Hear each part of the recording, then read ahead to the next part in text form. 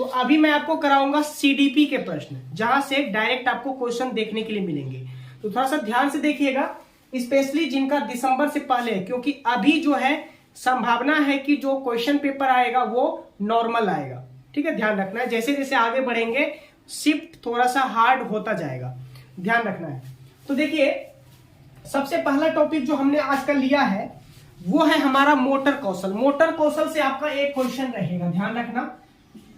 Motor कौशल से एक question आपका रहेगा, ध्यान रखना है।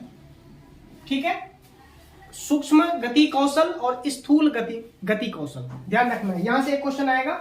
अब यहां पे देखिए, मोटर कौशल में एक अच्छा मोटर कौशल किसको कहते हैं? अच्छा मोटर कौशल किसको कहेंगे? ध्यान रखना है थोड़ा। अच्छा मोटर के कौशल किसको कहेंगे? यहां से क्वेश्चन बनता है, आपको याद रखना है। बाकी सूक्ष्म गति कौशल, स्थूल गति कौशल सबको पता है। सूक्ष्म गति कौशल यानी कि छोटी छोटी चीजों को हम लोग कर पाना। स्थूल गति कौशल यानी दौड़ना, जंप करना, है ना, तैरना, ये सब में स्थूल यानी बड़ी मांसपेशियों का प्रयोग करते हैं।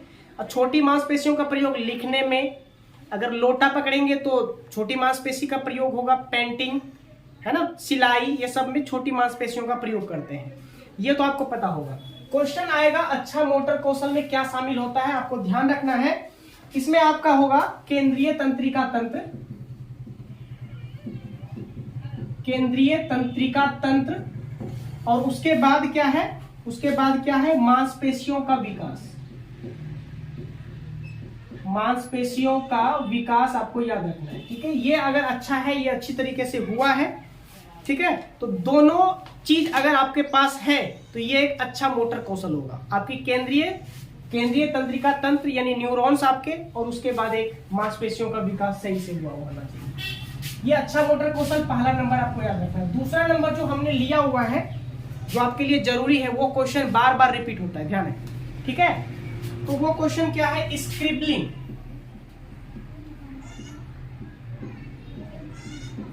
स्क्रिबलिंग क्या होता है? ध्यान रखना। स्क्रिबलिंग क्या होता है कि जब हम लेखन कौशल का प्रयोग कर रहे होते हैं, यानी लेखन कौशल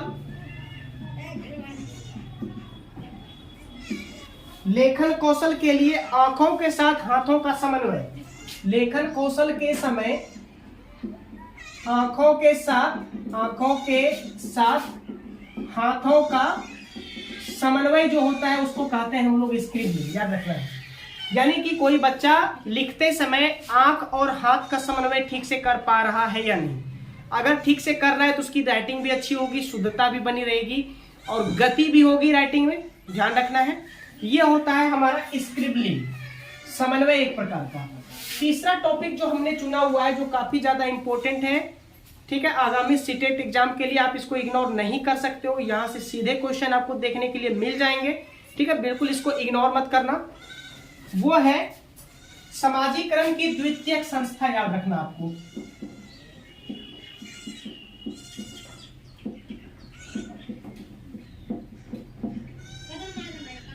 समाजीकरण की द्वितीयक संस्था, इसमें क्या आता है आपको याद रखना है। समाजीकरण की द्वितीय संस्था में आपका मीडिया आ गया,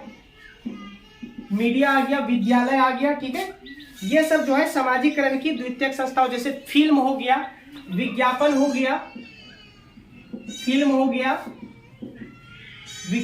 गया, ये सारी चीजें समाजीकरण की द्वितीयक संस्था। कहने का मतलब है कि प्राथमिक संस्था को छोड़ देंगे, यानी प्राथमिक संस्था में परिवार आ जाता है हमारा। परिवार को छोड़कर जो और चीजें बचती है वो सारी द्वितीयक संस्था होती है समाजीकरण की। मतलब बच्चे के अंदर समाज का ज्ञान कहां से आता है, समाजीकरण कैसे आता है, समाज के बारे में कैसे सीखता है, कैसे जानता है। ठीक है, अगला देखना थोड़ा ध्यान से।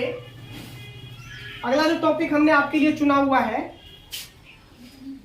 एक टॉपिक आता है लक्ष्य निर्देशित व्यवहार, याद रखना, यहां से क्वेश्चन आएंगे।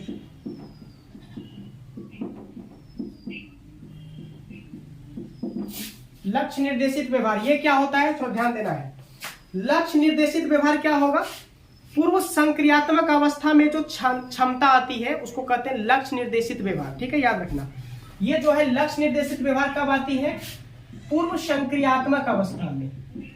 किस अवस्था में? पूर्व संक्रियात्मक अवस्था में आता है लक्ष्य निर्देशित व्यवहार। आपको याद रखना है, यहां से एक क्वेश्चन बनेगा। पूर्व संक्रियात्मक अवस्था की एज क्या होती है आपको हमारे कमेंट बॉक्स में बताना है, ठीक है।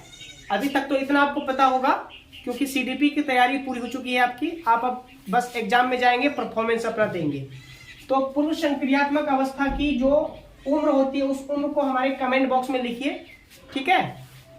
चलिए अगला क्वेश्चन जो हमने चुना हुआ है वो चुना हुआ क्या है कि एक शिक्षक को क्या होना चाहिए। एक क्वेश्चन यहां से आएगा, एक शिक्षक को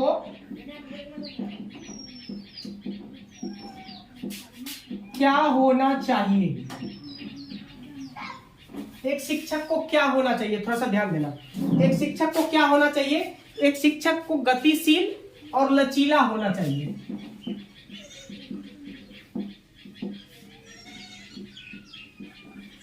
गतिशील और क्या होना चाहिए, लचीला होना चाहिए। आपको याद रखना है, शिक्षक को क्या होना चाहिए, गतिशील होना चाहिए, लचीला होना चाहिए।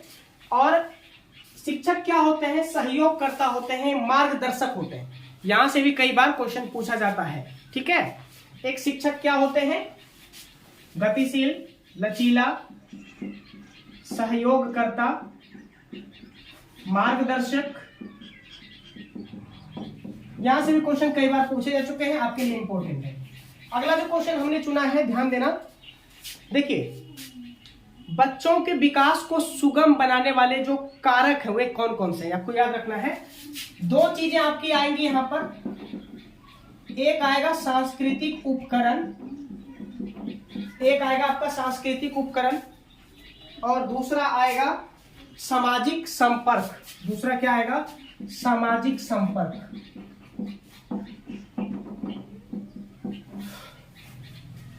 ये शब्द अपने आप में इंपॉर्टेंट है, सामाजिक उपकरण और सामाजिक संपर्क। ये क्या करता है, बच्चों को सीखने की क्रिया को सुगम बनाता है। क्या बनाता है, बच्चों के सीखने की क्रिया को क्या बनाता है, सुगम बनाता है। यानी एक प्रकार का ये कारक हो गया जो बच्चों के विकास को सुगम करता है, जो बच्चों के विकास को क्या करता है, सुगम करता है। आपको याद रखना है, सांस्कृतिक उपकरण या सामाजिक कारण, सामाजिक संपर्क। चलिए ठीक है। इसके बाद अगला जो टॉपिक हमने, फटाफट से हम लोग टॉपिक को देखते हैं। एक चीज आपको ध्यान रखना है, अभिविन्यास से एक क्वेश्चन आएगा, अभिविन्यास से एक क्वेश्चन जरूर आएगा, ठीक है। अब कौन कौन सा अभिविन्यास, ध्यान देना है। जैसे आपका एक चीज है आपका सजा आज्ञाकारिता,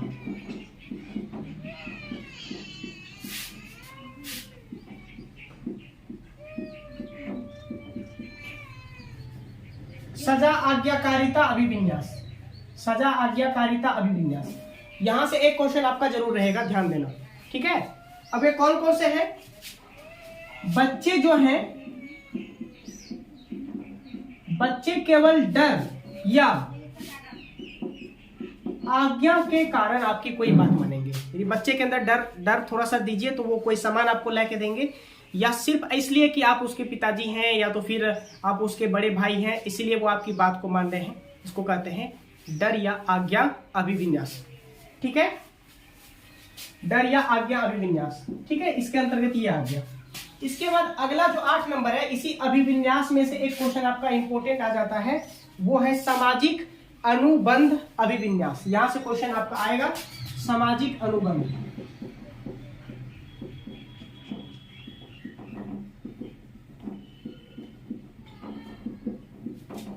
यहां से भी काफी ज्यादा इंपॉर्टेंट ये बन जाता है, सामाजिक अनुबंध अभिविन्यास। ये क्या होता है, शॉर्ट में समझिए कि बच्चा दूसरों के इरादे की उपेक्षा करता है और डर पर ध्यान केंद्रित करता है। मतलब दूसरों के इरादे की अपेक्षा करेगा, ठीक है, और डर पर ध्यान केंद्रित करेगा। यानी बच्चा जानता है कि चोरी करना क्या है, एक गुनाह है। वो इसीलिए गुनाह है क्योंकि उन्हें डर है कि लोग हमें गलत कहेंगे, यानी समाज उन्हें गलत कहेगा। ध्यान देना यहां पर, सामाजिक अनुबंध अभिविन्यास। समाज गलत कहेगा इसलिए वो चोरी नहीं करना चाहता, ठीक है। यानी कि समाज के कुछ कहने का फर्क उस पर पड़ेगा, समाज का असर पड़ेगा, है ना। तो इसको कहेंगे सामाजिक अनुबंध अभिविन्यास। यानी इसमें क्या हम बता सकते हैं कि बच्चा दूसरों के इरादों की उपेक्षा करेगा और डर पर ध्यान, यानी इरादों की उपेक्षा करेगा, वो अपने जो इरादे हैं उसको वो टाल देगा, नहीं चोरी नहीं करना चाहिए, तो समाज हमें बुरा कहेगा। ठीक है, तो इरादों की उपेक्षा करेगा और डर जो है क्या था कि उपेक्षा करेगा और डर पर ध्यान केंद्रित करेगा।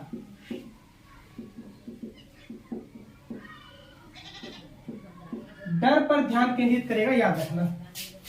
चलो 8 नंबर हो गया। 9 नंबर देखते हैं, अगला हमने क्या लिया हुआ है।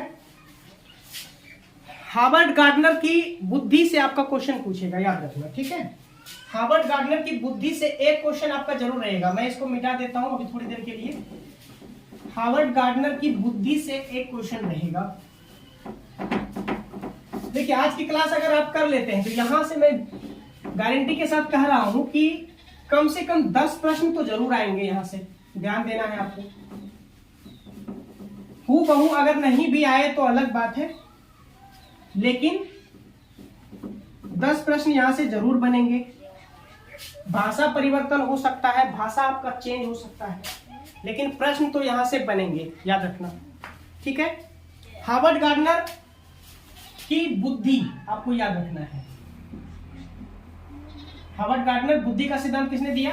हार्वर्ड गार्डनर ने। ठीक है, बुद्धि के तो वैसे 8 प्रकार होते हैं, लेकिन 7 प्रकार जो है आदर्श माना जाता है और इसको हम लोग पढ़ेंगे। देखिए ध्यान से। पहला होता है तार्किक बुद्धि। ठीक है, तार्किक बुद्धि के बाद एक हो जाता है हमारा स्थानिक बुद्धि। ध्यान देना, यहाँ पे क्वेश्चन कहां से बनेंगे वो मैं आपको बताऊंगा, 7 प्रकार, पर क्वेश्चन कहां से बनेगा ये मैं अलग से आपको बताऊंगा। ठीक है, याद रखना है। उसके बाद एक होता है मौखिक। मौखिक बुद्धि के बाद एक होता है तार्किक बुद्धि। तार्किक बुद्धि के बाद एक होता है शारीरिक बुद्धि। उसके बाद संगीत हो जाता है एक आपका। एक होता है पारस्परिक बुद्धि। उसके बाद होता है एक अंतरवैयक्तिक बुद्धि। अब देखना यहां पर, ये जो तार्किक बुद्धि है, ठीक है, स्थानिक हो गया। ये जो मौखिक बुद्धि है इसको भाषाई बुद्धि भी कहते हैं, याद रखना, ये इंपॉर्टेंट है आपका। मौखिक बुद्धि को भाषाई बुद्धि भी कहा जाता है। इसके बाद अगला जो है, अगला कौन सा है हमारा? तार्किक बुद्धि। तार्किक बुद्धि को गणितीय बुद्धि भी कहते हैं, ये भी आपका इंपॉर्टेंट है, गणितीय बुद्धि भी कहते हैं। इसके बाद शारीरिक बुद्धि को गतिज बुद्धि भी कहा जाता है, याद रखना है। ठीक है, शारीरिक बुद्धि गतिज बुद्धि हो गई। संगीत बुद्धि को लयात्मक बुद्धि भी कहते हैं, क्योंकि संगीत में हम लोग लय का प्रयोग करते हैं, इसलिए संगीत बुद्धि को लयात्मक बुद्धि भी हम बोल सकते हैं, ध्यान रखना है। तो ये 3-4 प्रकार की बुद्धि है जिसके अलग अलग नाम है। गणितीय बुद्धि इसीलिए कहते हैं क्योंकि गणित तर्क का विषय होता है। तार्किक बुद्धि गणितीय बुद्धि होती है। मौखिक भाषा का प्रयोग हम लोग करते हैं, तो मौखिक बुद्धि को भाषाई बुद्धि भी कह देते हैं। संगीत लय में होता है, ताल के साथ होता है, इसलिए संगीत को लयात्मक बुद्धि भी हम लोग कह सकते हैं। ये यहाँ से इंपॉर्टेंट इतने क्वेश्चन बन सकते थे, मैंने आपको बता दिए। कुछ और चीजें बुद्धि के बारे में आपको याद रखना है। ठीक है, जो इंपॉर्टेंट टॉपिक्स है बस वो मैं आपके सामने डिस्कस कर रहा हूं, जो अगले सीटेट में आएंगे। जैसे बुद्धि के एक कारक सिद्धांत किसने दिया, जो इंपॉर्टेंट है सिर्फ वही मैं बताऊंगा। बुद्धि का एक कारक सिद्धांत किसने दिया? बिने ने दिया है, याद रखना। किसने दिया है? बिने ने। ट्रिक इसका बताए थे, एक के बिना, यानी बिने ने दिया है। बहुकारक सिद्धांत किसने दिया?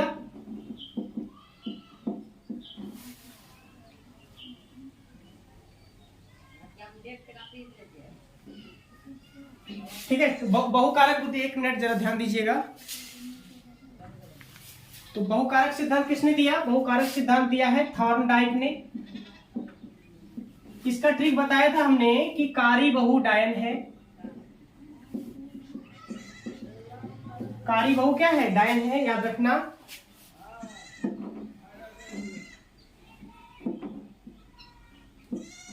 बहुबुद्धि का सिद्धांत किसने दिया?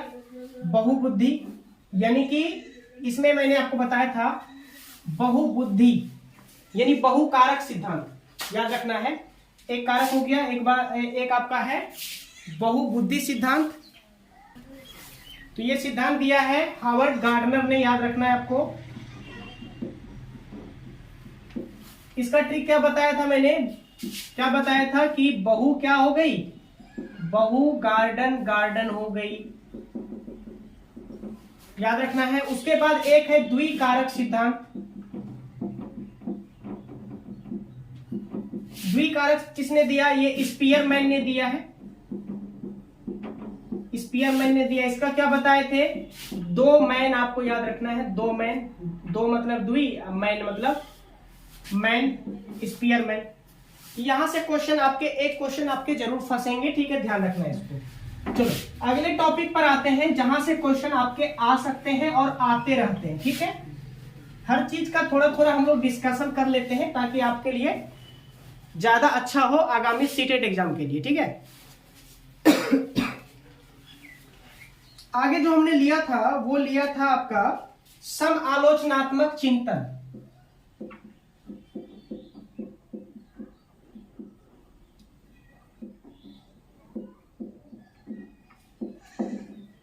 समालोचनात्मक चिंतन क्या होता है? ये काफी ज्यादा इंपॉर्टेंट टॉपिक है आपके लिए, समालोचनात्मक चिंतन, ठीक है। तो देखिए इसमें होता क्या है कि जिसमें बच्चे को अपनी तरफ से चिंतन करने का अवसर मिले, जिसमें बच्चे को अपनी तरफ से चिंतन का अवसर मिले,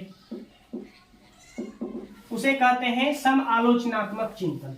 यानी कहने का मतलब है बच्चे को ऐसे क्रियाकलाप दीजिए, ऐसी कुछ एक्टिविटी करने दीजिए जिसमें बच्चा सोच सके। अब अगर बच्चे को पूछा जाए 2 जोड़ 2 क्या होते हैं, वो सीधा बताएगा 4, ठीक है। अगर आप बोलेंगे बच्चे को कि किसी कथन को सिद्ध कीजिए, तो इसमें उसे ज्यादा दिमाग लगाने की जरूरत होगी। तो समालोचनात्मक चिंतन उसमें ज्यादा उन्हें करना होगा। आप उसे सिंपल पूछेंगे भारत की राजधानी कहाँ है, तो बच्चा बताएगा नई दिल्ली। इसमें उसे ज्यादा चिंतन करने की जरूरत नहीं पड़ी। लेकिन समालोचनात्मक चिंतन में क्या होगा, बच्चे को ऐसा क्रियाकलाप दीजिए जिसमें उसे चिंतन करने की जरूरत हो। तो इस प्रकार का जो क्रियाकलाप होता है, जो चिंतन होता है, उसे कहते हैं समालोचनात्मक चिंतन। अगला टॉपिक आपके लिए हमने चुना हुआ है, ध्यान देना है, सीखने का आकलन नहीं होना चाहिए, ठीक है। हमेशा सीखने के लिए आकलन होना चाहिए, ध्यान देना आप, हमेशा सीखने के लिए आकलन होना चाहिए। अब बोलोगे सर आप ये आकलन क्यों बताएं? क्योंकि आकलन से भी एक क्वेश्चन आपका रहेगा। तो आकलन कैसा होना चाहिए? सीखने के लिए आकलन होना चाहिए, ठीक है। अब यहां से एक चीज और इंपॉर्टेंट है, शिक्षक को दैनिक अधिगम प्रक्रिया में आकलन को क्या करना चाहिए? प्रयोग करना चाहिए। शिक्षक को दैनिक अधिगम प्रक्रिया में आकलन को शामिल करना चाहिए, याद रखना है। यानी कि सीखने के लिए आकलन वह आकलन होता है जो दैनिक अधिगम यानी रोज जो दैनिक अधिगम प्रक्रिया में किया जाए, यह आकलन अच्छा होता है। सीखने के लिए आकलन, सीखने का आकलन होता है, सीखने के लिए आकलन होता है, ठीक है। तो आपको ध्यान देना है, आकलन से एक क्वेश्चन आपका जरूर रहेगा। आगे बढ़ते हैं। एक क्वेश्चन है आपका समावेशी शिक्षा, यानी बच्चे को वैसी शिक्षा दीजिए जिसमें उनके ज्ञान के सभी पक्ष शामिल हो,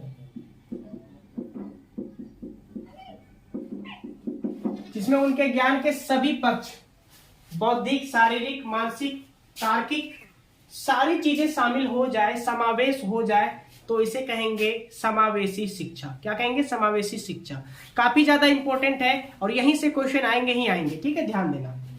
समावेशी शिक्षा के बाद एक होता है समावेशी व्यवस्था। ये किसको कहेंगे? समावेशी व्यवस्था कहने का तात्पर्य है वैसी व्यवस्था जिसमें बच्चों के लिए शिक्षा हो, शिक्षा के लिए बच्चे नहीं हो। यानी ऐसे चीजों का समावेश करना, ऐसी चीजों का समावेश करना जिसमें छात्र की आवश्यकता के अनुसार समावेशन है।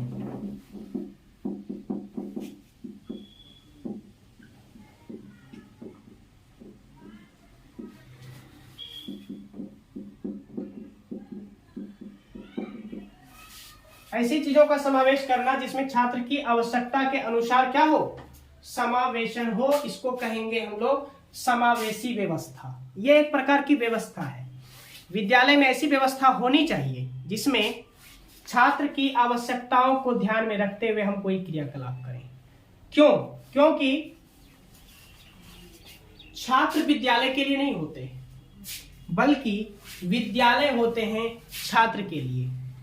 ठीक है, छात्र शिक्षक के लिए नहीं होते, बल्कि शिक्षक होते हैं छात्र के लिए। ध्यान देना है। तो सारे चीजों का समावेशन, तो इस प्रकार की अगर व्यवस्था अगर स्कूल में हम कायम करेंगे तो इसी को कहेंगे समावेशी व्यवस्था। ठीक है, कुछ और इंपॉर्टेंट टॉपिक्स लेते हैं जहां से क्वेश्चन आ सकते हैं।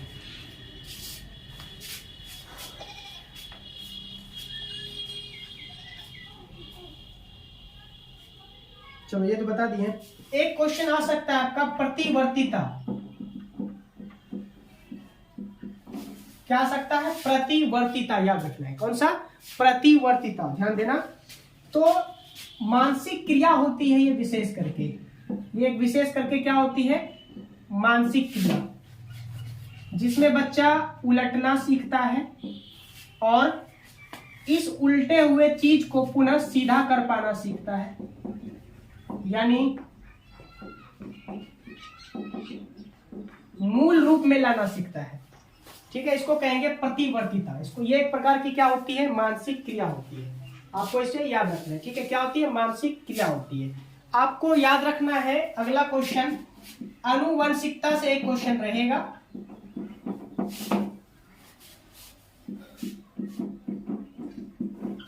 हेरिडिटी एंड इन्वायरमेंट, बच्चे के विकास पर इन दोनों का प्रभाव पड़ता है। याद रखना, कोई एक ऑप्शन में देगा तो वो गलत हो जाएगा। अगर दोनों दिया है तो दोनों को आपको मारना है, आनुवंशिकता और वातावरण दोनों पर। ठीक है, याद रखना है। उसके बाद एक क्वेश्चन आपका रह सकता है कि आनुवंशिकता पर कौन निर्भर करता है? तो आनुवंशिकता पर आंखों का रंग, बालों का रंग, आपकी आवाज भी डिपेंड करेगी आनुवंशिकता पर, या तो फिर लंबाई भी डिपेंड करेगी। मोटाई अगर बोला जाए तो नहीं होगा, लंबाई हो सकती है। याद रखना, आनुवंशिकता पर डिपेंड करेगी। बल्कि बच्चे का संपूर्ण विकास आनुवंशिकता और वातावरण दोनों पे डिपेंड करेगा।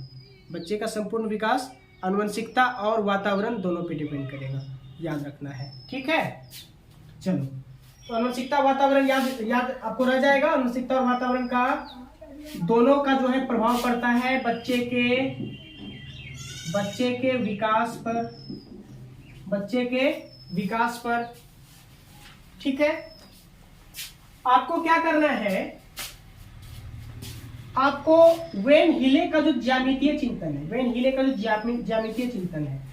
लेवल 0, लेवल 1, लेवल 2, जैसे कि विजुअलाइजेशन होता है, ठीक है, लेके परिपक्वता तक का जो चरण है, इसके सारे चरण को एक बार देख लेना। एक क्वेश्चन आपका यहां से जरूर रहेगा, फटाफट से आप देख लो। वेन हिले का ज्यामितीय चिंतन का चरण आपको देख लेना है। ठीक है, चलो। तो इतने क्वेश्चन यहां से हमने चुने थे आप लोगों के लिए, जो आपके लिए काफी ज्यादा इंपॉर्टेंट है। कुछ और क्वेश्चन है क्या? हाँ, एक क्वेश्चन है विकासात्मक देरी से। एक क्वेश्चन आपको आ सकता है, ध्यान देना है, बहुत बार रिपीट हुए हैं। विकासात्मक देरी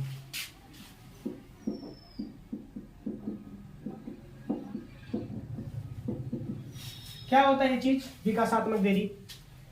आपके क्लास में 10 बच्चे हैं, 10 में से कुछ बच्चे जल्दी सीखते हैं, कुछ बच्चे लेट से सीख रहे हैं, है ना? तो क्या हो रहा है कि वहां पर आपको एक देरी दिखाई दे रही है जिसको कहते हैं विकासात्मक देरी। तो विकासात्मक देरी को अगर किताबी भाषा में बोला जाए तो क्या बोलेंगे? समान आयु वर्ग के जो बच्चे हैं,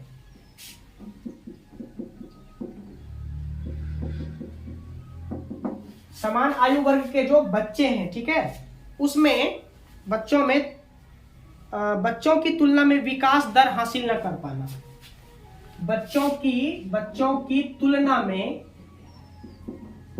में क्या नहीं कर पाना? विकास दर हासिल न कर पाना। कुछ इस तरह से क्वेश्चन आपको पूछेगा।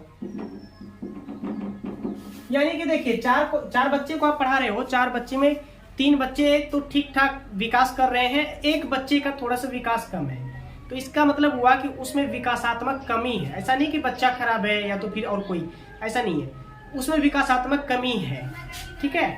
हो सकता है वो उसकी व्यक्तिगत विभिन्नता के कारण हो सकता है कि उसकी आनुवंशिकता का कुछ उस पर प्रभाव पड़ा हो, है ना, या हो सकता है कि कोई वैफल्य उसके सामने हो, ठीक है, कोई अक्षमता उसके सामने हो, इसलिए ऐसा हो। तो इसको कहते हैं हम लोग विकासात्मक देरी। तो इतने क्वेश्चन को हम लोगों ने यहाँ पे शामिल किया। इस क्वेश्चन को पहले देख लेना है आपको, उसके बाद किसी और टॉपिक को आपको देख के अगले एग्जाम में आपको जाना है, ठीक है।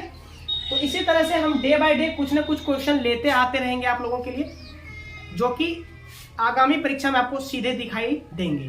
तो चलिए फिर मिलते हैं किसी और सब्जेक्ट के साथ, तब तक के लिए जय हिंद।